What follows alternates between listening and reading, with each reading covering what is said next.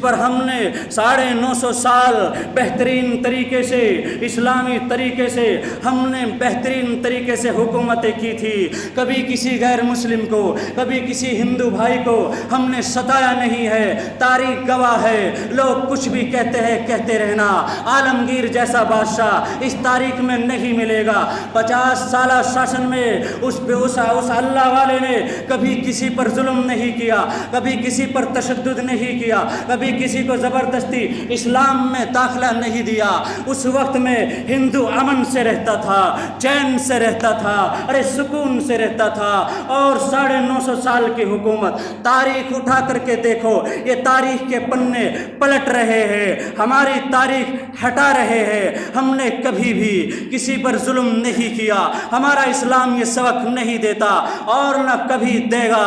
ہم نے غیروں کے بیٹیوں کے سر پر بھی روپٹا رکھا ہے. ہم نے ان کے لیے بھی کھانے کا انتظام کیا ہے. ہم نے ان کے سر پر بھی شفقت کا ہاتھ رکھا ہے. یہ ہمارے اسلام کی تاریخ ہے. یہ لوگ جھوٹ بولتے ہیں, جو آج جھوٹ بول کر کے کبھی کسی کا نقصان کر دیتے ہیں. کبھی ہماری 1500 سال پرانی بابری مسجد کو ہم سے چھین لیتے ہیں. ہم چپ رہتے ہیں, ہم پھر بھی ہم خاموش رہتے ہیں. اس کے بعد دیکھتے ہیں کہ یہ بزدل ہو گئے ہیں, یہ ایمان سے کمزور ہو گئے ہیں. پھر آگے بڑھتے ہیں, NRC کا ہمارے اوپر ایک یہ پرچہ تھما دیتے ہیں. پھر ہماری بزدلی اور دیکھتے ہیں, ہماری شریعت میں دخل اندازی کر دیتے ہیں. اس کے بعد اٹھتے ہیں, پھر یہ موب لنچنگ میں ہمارے جو نوجوانوں کو جو کوئی غلطی نہیں کرتا, جو سکون سے رہتا ہے, نہ کبھی کسی کو ستاتا ہے, رام جی کے نام پر ان کو بے دردی سے مارا جاتا ہے. اور رام جی تو اچھے انسان تھے, ان کا تو بہترین سبق تھا, وہ تو کبھی کسی کو ستاتے نہیں تھے. رام جی کے ماننے والے آج ان کو بدنام کر رہے ہیں اور ان کے نام پر مسلمان نوجوانوں کو بے دردی سے مارا جا رہا ہے. اس سے آگے بڑھو.